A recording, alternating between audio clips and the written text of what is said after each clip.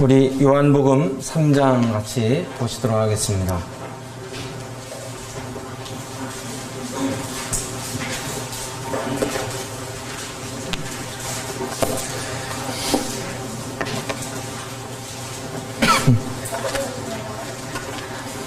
요한복음 3장 22절부터 36절까지 같이 읽도록 하겠습니다. 다 찾으셨죠? 같이 읽겠습니다. 시작. 그 후에 예수께서 제자들과 유대 땅으로 가서 거기 함께 유하시며 세례를 베푸시라. 요한도 설렘 가까운 에논에서 세례를 베푸니 거기 물이 많음이라. 그러므로 사람들이 와서 세례를 받더라. 요한이 아직 옥에 갇히지 아니하였더라. 이에 요한의 제자 중에서 한 유대인과 더불어 정결 예식에 대하여 변론이 되었더니 그들이 요한에게 가서 이르되 랍비여, 선생님과 함께 요단강 저편에 있던 이 곧 선생님이 증언하시던 이가 세례를 베풀매 사람이 다 그에게로 가더이다. 요한이 대답하여 이르되 만일 하늘에서 주신 바 아니면 사람이 아무것도 받을 수 없느니라. 내가 말한 바 나는 그리스도가 아니요 그의 앞에 보내심을 받은 자라고 한 것을 증언할 자는 너희니라.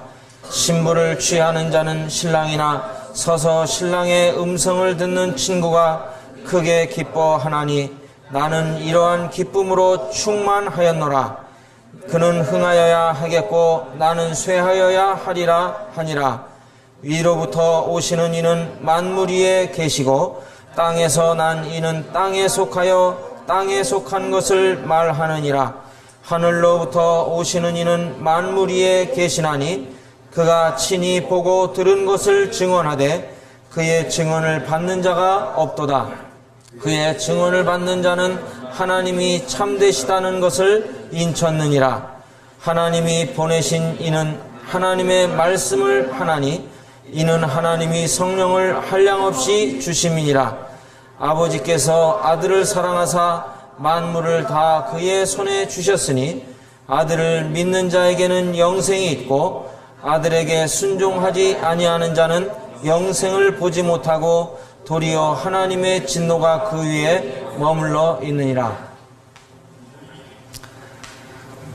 오늘은 이 말씀을 통해서 새 생명의 활동이라는 주제를 좀 가지고 말씀을 드리도록 하겠습니다.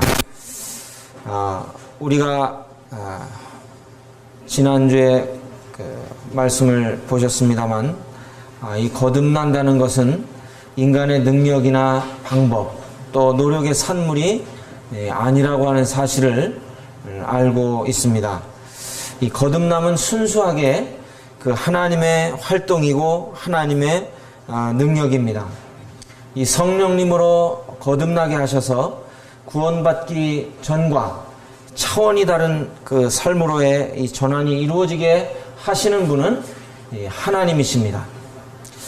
우리들은 오늘 이 본문을 통해서 새 생명을 가진 사람들이 어떻게 새로운 삶을 출발하고 그들의 가치관이 어떻게 변화되고 또 새 생명으로 태어날 때 하나님의 아들 그리스도에 대한 이 반응이 어떠한 것인지를 살펴보도록 하겠습니다.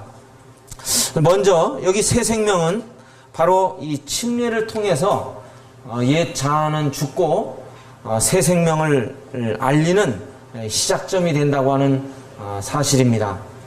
여기 22절로 26절에 보게 되면 바로 이 침례에 관계된 이런 말씀들을 사건들을 하시고 있는데, 여러분 우리들이 새 생명을 소유하게 될 때 이 놀라운 변화에 대해서 찬송가 436장은 이렇게 시로 우리에게 표현해주고 있습니다. 나 이제 주님의 새 생명 얻은 몸, 옛 것은 지나고 새 사람이로다. 그 생명 내 맘에 강같이 흐르고 그 사랑 내게서 해같이 빛난다. 주 안에 감추인 새 생명 얻으니 이전에 좋던 것 이제는 값없다. 하늘의 은혜와 평화를 맛보니 찬송과 기도로 주와 함께 살리라. 산천도 초목도 새 것이 되었고 죄인도 원수도 친구로 변한다. 새 생명 얻은 자 영생을 누리니 주님을 모신 맘 새 하늘이로다. 주 따라가는 길 험하고 멀어도 찬송을 부르며 뒤따라가리라. 나 주를 모시고 영원히 살리라. 날마다 섬기며 주 함께 살리라. 영생을 누리며 주 안에 살리라. 오늘도 내일도 주 함께 살리라. 이것이 비단 찬송가 작시자의 신앙 고백뿐만 아니라 여러분의 고백도 되십니까? 우리들이 이 찬송시 작시자의 그 시적인 감흥을 우리가 그대로 표현하지 못한다 할지라도 이 찬송가의 곡조를 보며 또 작시의 내용을 보면서 이것이 나의 고백이라고 하는 사실을 동일하게 우리들 마음 가운데 고백할 수 있을 때 우리들은 진정한 거듭남의 사람이라고 말씀을 드릴 수가 있습니다. 여러분, 이것은 단순히 자신이 살고 있던 그 아파트에서요 옆동으로 이사가는 정도가 아닙니다. 이제 이 다른 나라로 이사가는 것이며 이 달나라에 우리가 살 수 있다고 한다면 이 지구에 살다가 달나라로 이사가는 것과 같은 것입니다. 사탄의 나라에서 우리들이 살다가 하나님의 나라로 이사하는 것이고 어두움에 처해 있다가 빛 가운데로 옮기는 것입니다. 또 땅에 있는 시민권을 가지고 살다가 이제 하늘의 시민권을 가진 자로서 하늘의 시민권을 소유하게 된 그 삶이 새 생명의 삶인 것입니다. 하나님을 버리고 내 뜻과 내 생각대로 살던 인생이 그리스도 안에서 하나님을 찾고 하나님의 뜻을 따라 살아가는 이 삶의 방식을 완전히 바꾼 것이 새 생명의 삶인 것입니다. 새 생명은 그리스도 안에서 얻게 되는 것입니다.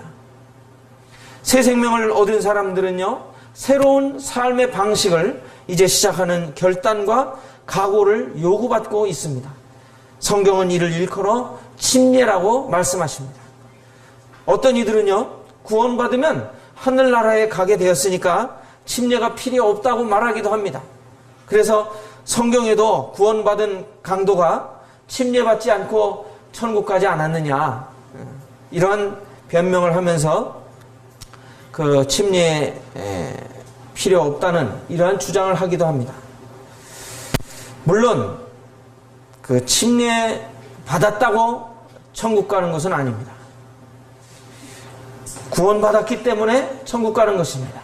거듭났기 때문에 천국 가는 것입니다.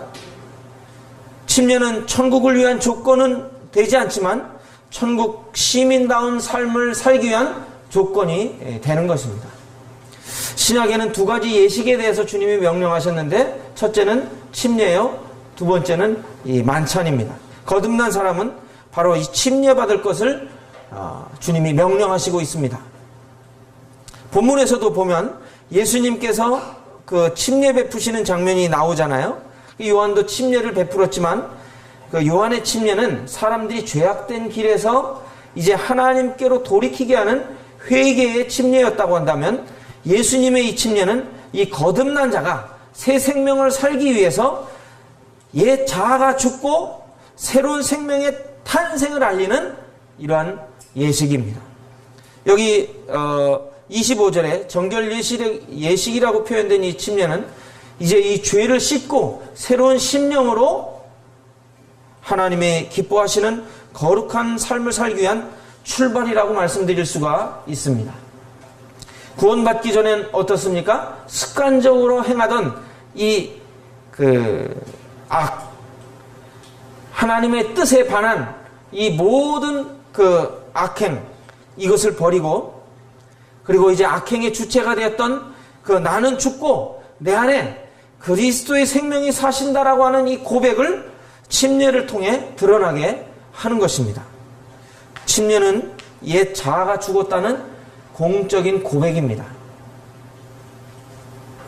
그리고 그리스도께서 내 안에 사신다라고 하는 사실을 인정하는 선언이에요.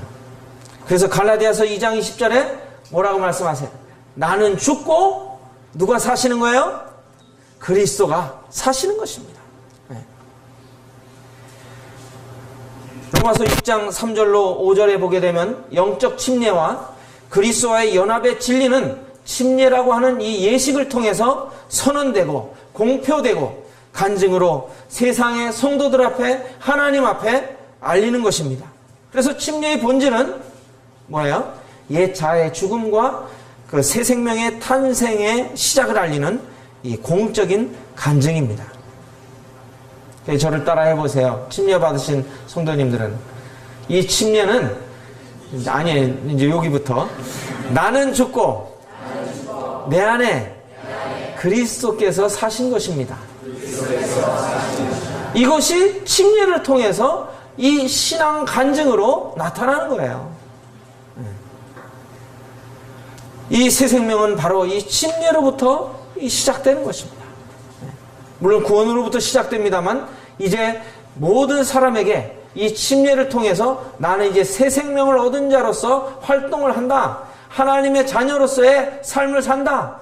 내 예전의 삶은 이제 모두 벗어버리고 하나님 자녀로서의 삶, 하늘나라의 시민으로서의 삶을 이제 출발했다고 하는 사실을 공표하는 것이죠. 두 번째로는 새 생명은 이제 그리스도가 우선순위에 있어서 영순위임을 알리는 시작입니다. 그리스도가 몇 순위라고요? 영순위예요. 그리스도가 구원받고서도 여전히 2순위, 3순위가 되는 분들이 계십니까? 영순위로 바꾸셔야 돼요. 여기 본문을 볼 때 재미있는 사실이 있어요. 요한이 침례를 베푸는 곳과 가까운 곳에 예수님도 침례를 베푸셨어요. 예수님 좀 멀리 좀 떨어지셔서 침례를 베푸시지 왜 또 가까운 곳에서 침례를 베푸신지 몰라요? 그런데 예수님께로 나오는 자들이 요한이 이 침례를 베푸는 이러한 곳에서 그 점점 예수님께로 사람들이 몰려오기 시작을 했습니다. 여러분 같으면 마음이 어떻겠어요? 여러분에게 오던 사람들이 다른 데로 가는 거예요.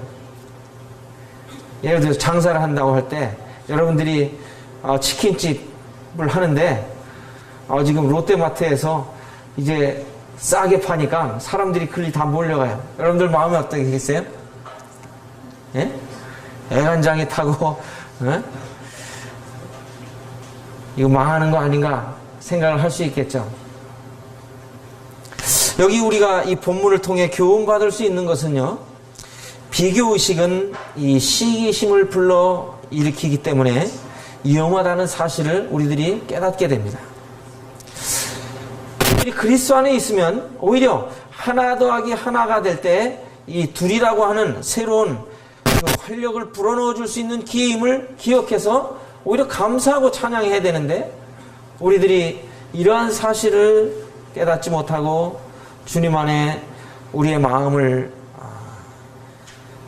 주님이 기뻐하시는 뜻 가운데 삶을 살지 못하면 이러한 것들이 오히려 우리의 마음 가운데 어려움을 끼칠 수 있다고 하는 사실을 배울 수가 있습니다. 우리들은 감옥에 있던 바울을 통해서 우리가 어떤 마음을 가져야 하는가를 배울 수가 있습니다. 여러분, 사도 바울이 복음 전하는 일에 경쟁의식을 느끼고 있던 이 탐욕스러운 사람들이 더욱 자신의 입지를 강하기 위해서 힘써 그리스도를 전하는 모습이 빌립보서에 나타나고 있습니다. 사도 바울이 감옥에 갇혔어요. 감옥에 갇히니까 바울을 시기하던 자들이 더욱 힘써 복음을 전했습니다. 더욱 그리스도를 전했어요. 사도 바울이 감옥에 갇힘으로 자신들의 상황이 유리하게 전개된다고 여겨서 이 순수하지 못한 마음으로 그리스도를 전하는 것입니다. 바울은 이에 대해서 어떤 반응을 보이고 있습니까?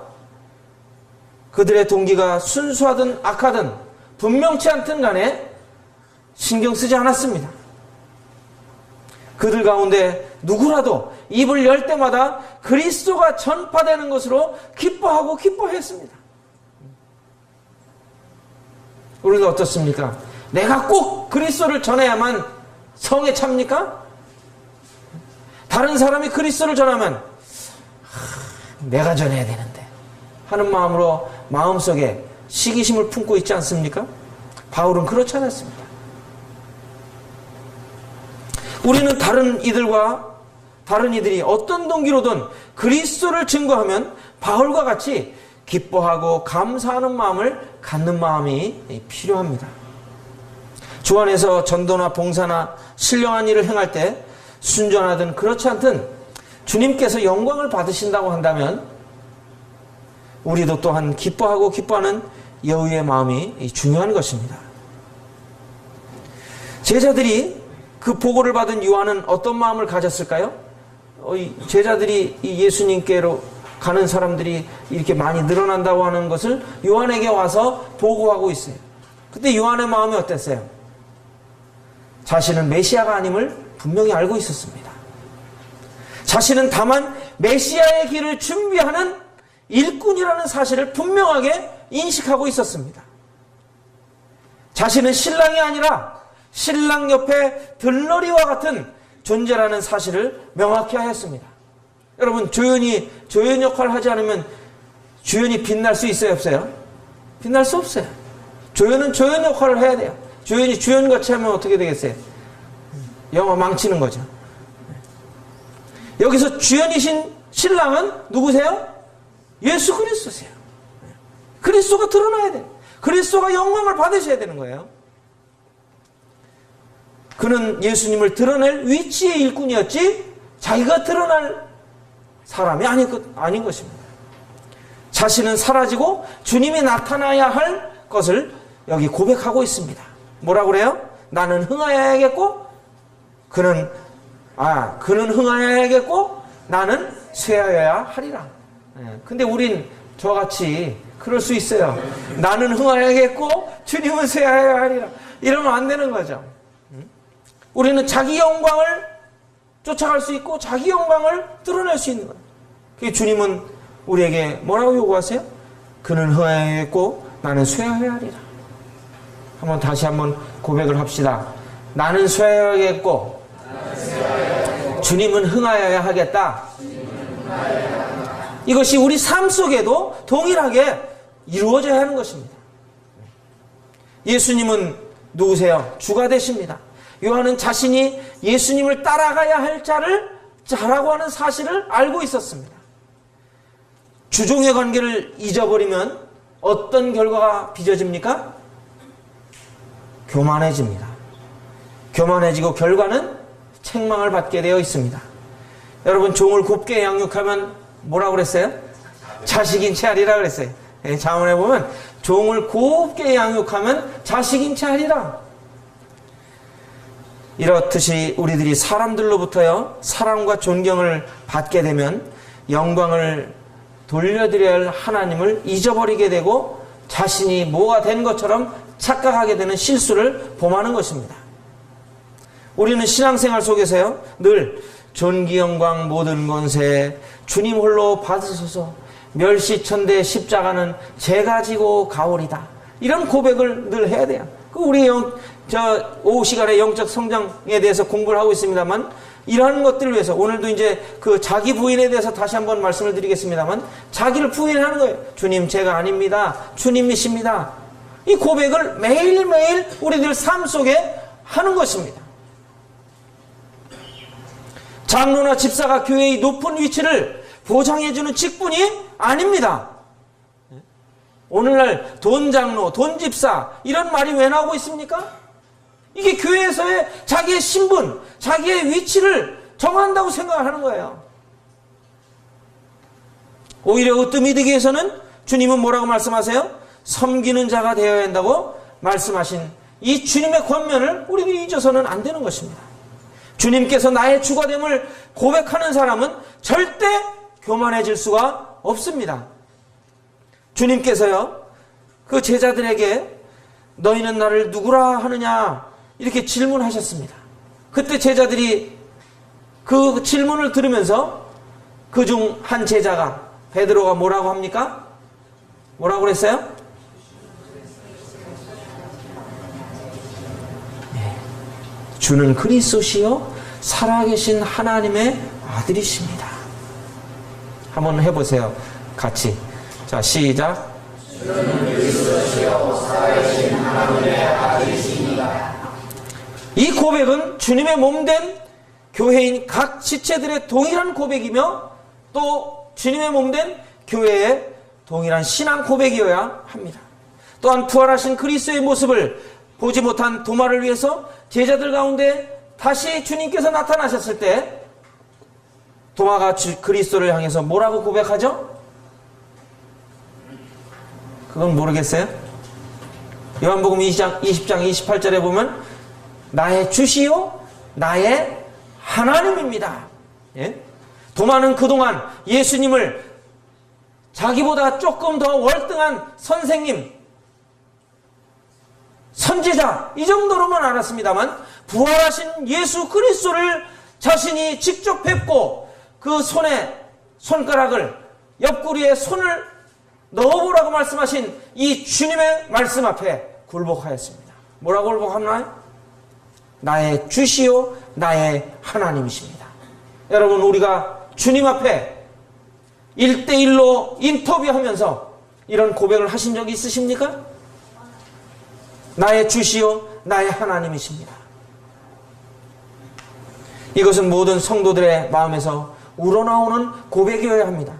우리가 높아질수록 겸손해져야 합니다. 우리가 어떤 상태일 때 구원받았는지 잊지 말아야 됩니다. 우리가 어떻게 거듭난지 기억해야 합니다. 우리가 누구에 의해 하나님의 자녀로 영접되었는지 명심해야 합니다. 하나도 우리의 행위나 노력이 가미되지 않았습니다. 오직 하나님의 은혜로 우리는 거듭났습니다. 오직 하나님의 긍휼하심을 쫓아 우리는 하나님의 자녀되는 특권을 소유하게 되었습니다. 그러므로 자랑하는 자는 어디에서 자랑해야 돼요? 주 안에서 자랑해야 하는 것입니다.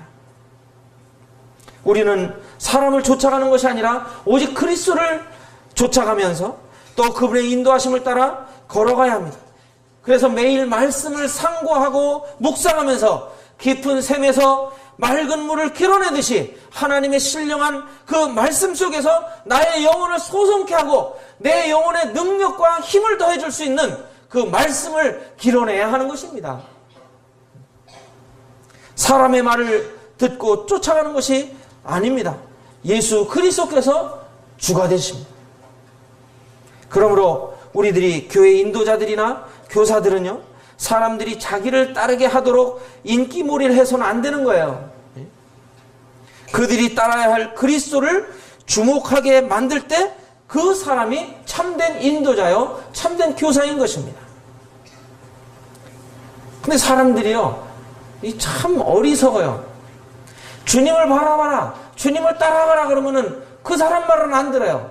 그런데 야, 내가 그리스도다, 나를 따르면 진리를 찾은다 그러면 어떻게 해요? 거긴 희한하게 잘 따라가요. 사도 바울이 에베소 장로들을 초청해서 마지막 당부의 말씀을 증거할 때 참된 일꾼인 바울이 떠난 후에 사나운 일이라고 표현한 사역을 쫓는 자들이 교회에 들어올 것을 알고 있었습니다. 사도행전 20장 30절을 보시면 같이 한번 보시겠습니다. 사도행전 20장 30절.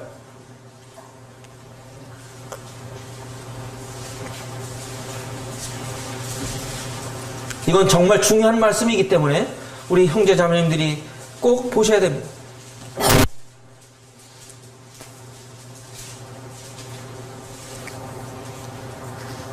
같이 한번 읽어보겠습니다. 시작.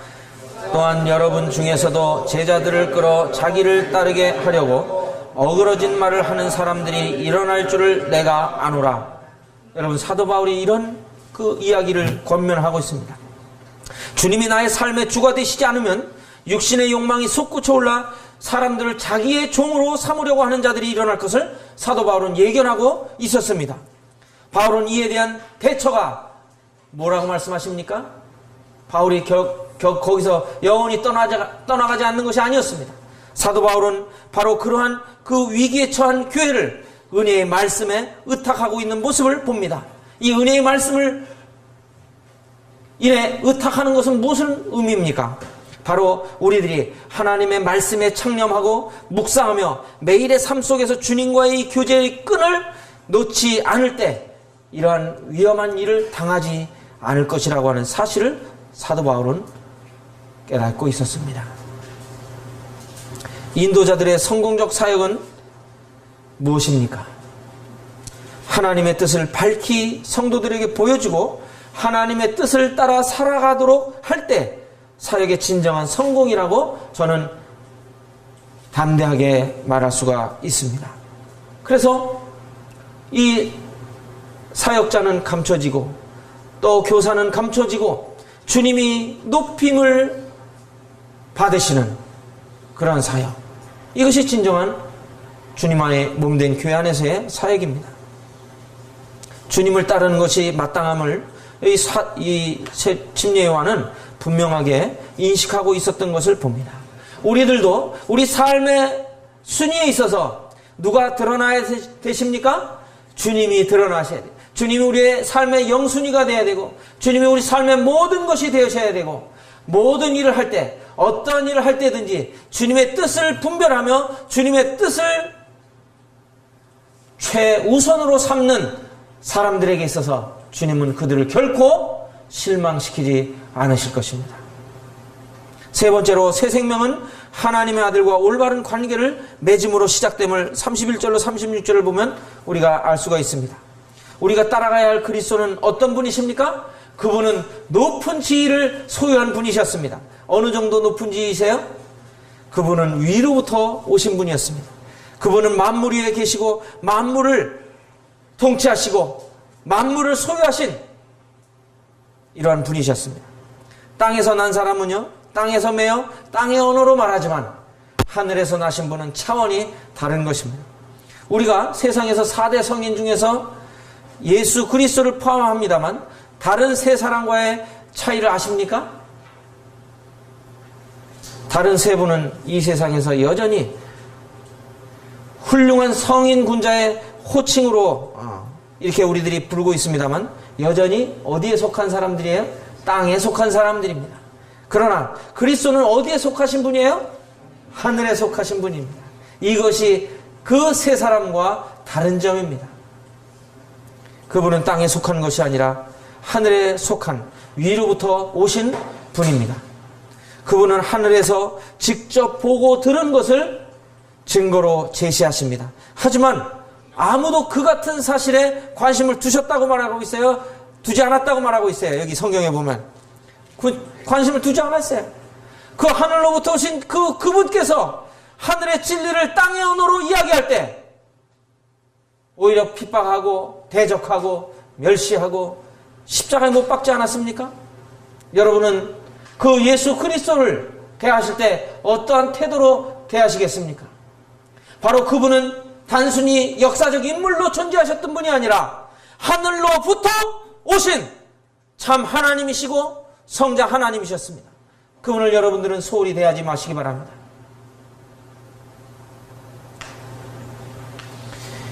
그분이 오셔서 하늘의 진리를 이 땅의 언어로 풀어서 말씀해 주셨지만 그분의 말씀에 진정한 관심을 가지고 듣는 자들이 적었습니다. 없었다고 성경은 말씀하시고 있어요. 그러나 그 증거를 면밀히 살펴보고 그 진리를 깨닫고 또 그 진리가 하나님이라고 하는 이 사실을 깨닫는 사람은요, 그 사실에 목숨을 걸게 되어 있습니다. 아멘이십니까?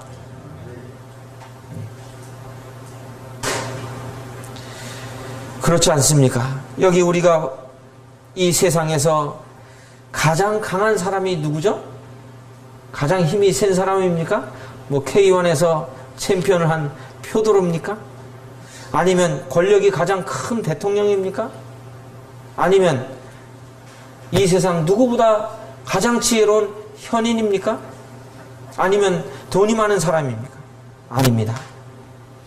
하나님이 진리라는 사실을 믿고 그분께 목숨을 의탁한 사람이 이 세상에서 사실은 가장 강한 사람이에요. 또한 어떤 군대보다, 어떤 나라보다 강한 공동체가 있다면 어떤 공동체예요? 그리스도의 피로 값주고 사신 교회입니다. 주님의 몸된 교회는 음부의 권세가 이기지 못할 것을 예수님께서 천명하셨습니다. 그리스도는 참 인간이시며 참 하나님이십니다. 바로 구원받은 성도들 안에 또 주님의 몸된 교회 안에 그리스도께서 주가 되셔서 계시는 한 그 사람은 이 세상에서 어떤 사람보다 강한 사람이며 어떠한 공동체보다 더 강한 공동체입니다. 참 우리 주님의 지위는요, 이 세상에서 다른 차원의 지위를 소유하신 성자 하나님이시라고 하는 사실을 우리들이 깨닫는 것이 필요합니다. 그러한 그리스도께서 내 영혼을 사랑하신다는 사실, 얼마나 감격적이고 감동적입니까?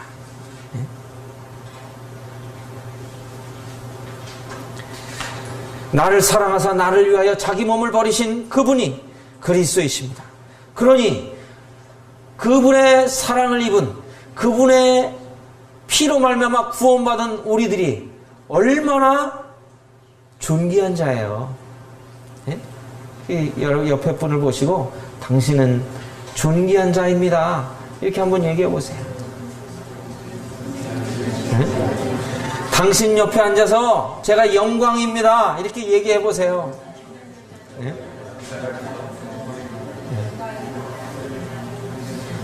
그렇지 않습니까? 여러분 옆에 지금 대통령이 앉아있다고 생각해 보세요. 이 몸둘 바를 모르고, 이야, 내 옆에 대통령이 앉았어. 거기에다가 이 대통령 사인까지 받아보세요. 야, 나 이 사인 받았어. 응? 대통령한테 사인 받았어. 요번에 우사인 볼트가 200m 준결승에서 1등 하고서 그 신발을 벗어가지고 휙 던졌는데 2층에 여학생이 이걸 그냥 엉겹결에 받았어요. 그런데 이게 뭐야 이러면서 봤는데, 야, 그거 볼트 신발이야, 볼트 신발. 이 여학생이 뭐라 그런지 아세요? 이거 수억 원을 줘도 나 이거 평생 안 팔 거래요. 그런 고백했다니까요, 실제로. 하물며 예수 그리스도의 피로 구원받은 자가 누구예요? 나라고 할 때 내가 얼마나 존귀한 자예요. 참 새 생명으로 거듭난 사람들은요, 나를 사랑하신 그분께 단순한 믿음을 구사하고요, 그분을 전적으로 신뢰하고 따르는 사람들입니다. 이 새 생명 얻은 게 보통 일이 아니에요. 그분의 말씀을 순종하는 것이 그분을 참 사랑하는 것임을 알게 됩니다. 그분은 위대한 능력을 소유하신 분이십니다. 하늘과 땅의 권세를 하나님께로부터 여기 부여받으셨다고 여기 말씀하고 계세요.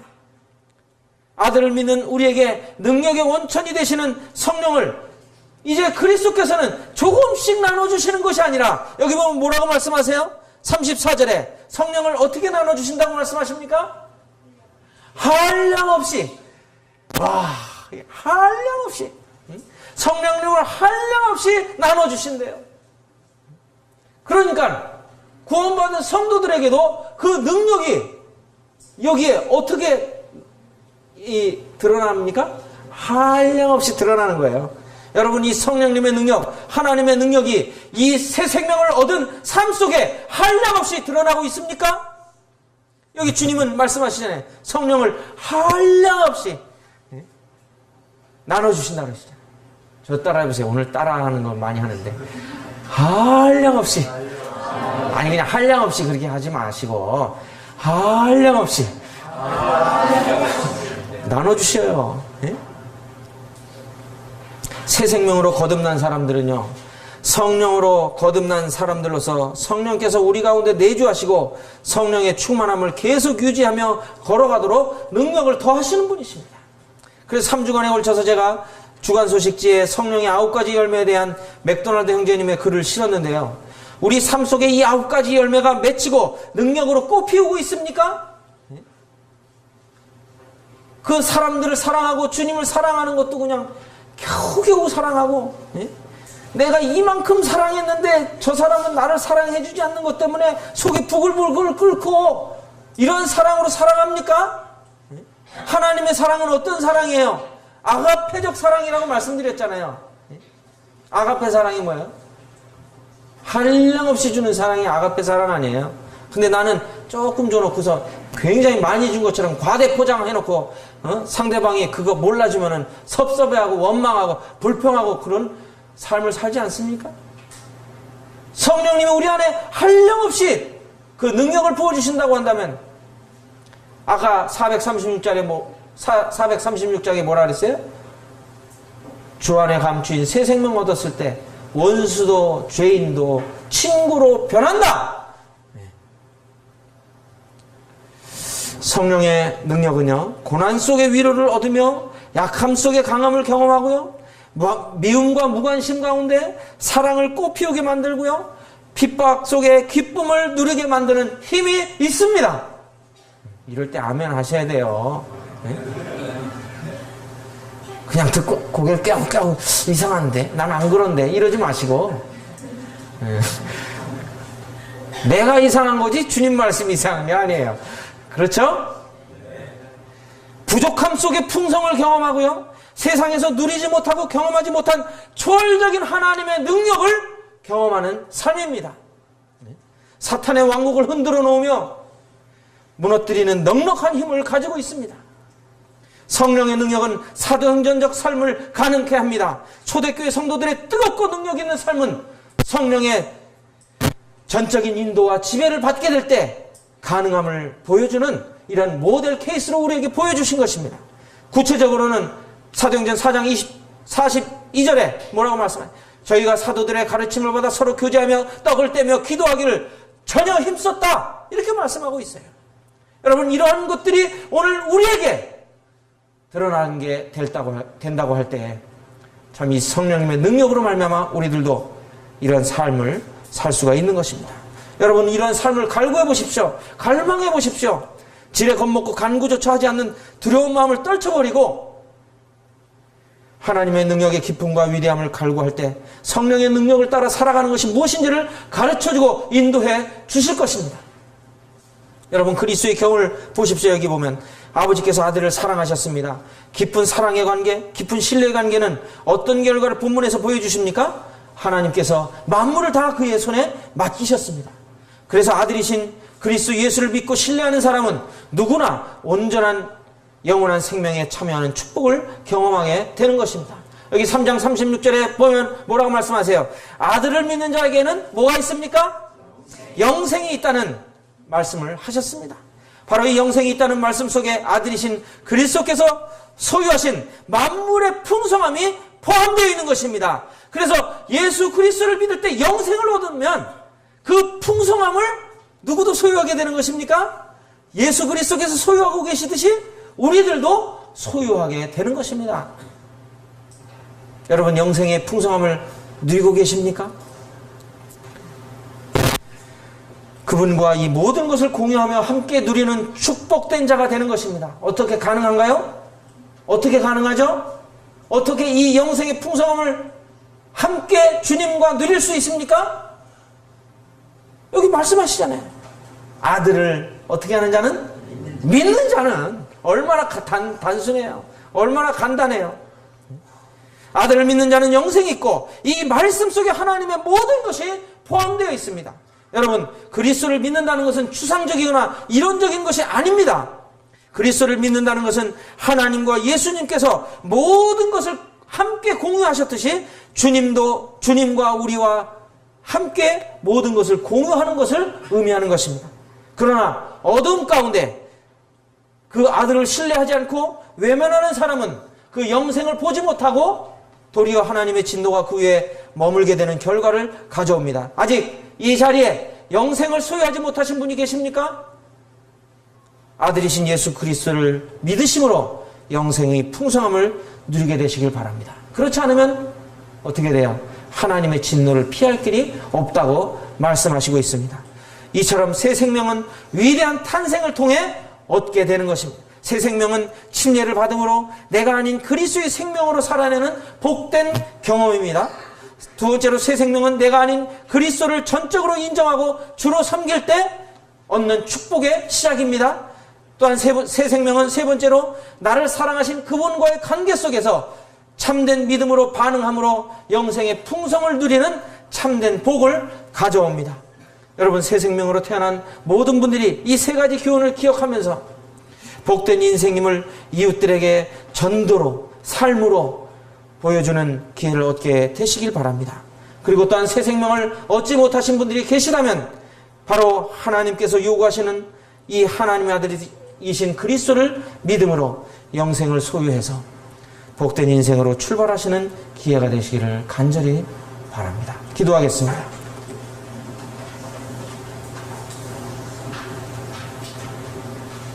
아버지 하나님, 참 생명은 약동하며 생명은 죽어있지 않으며 생명은 잠잠하지 않듯이 참 저희들이 오늘 이 말씀을 통해 새 생명으로 거듭난 사람들의 이 활동이 어떻게 드러나는가를 보게 되었습니다.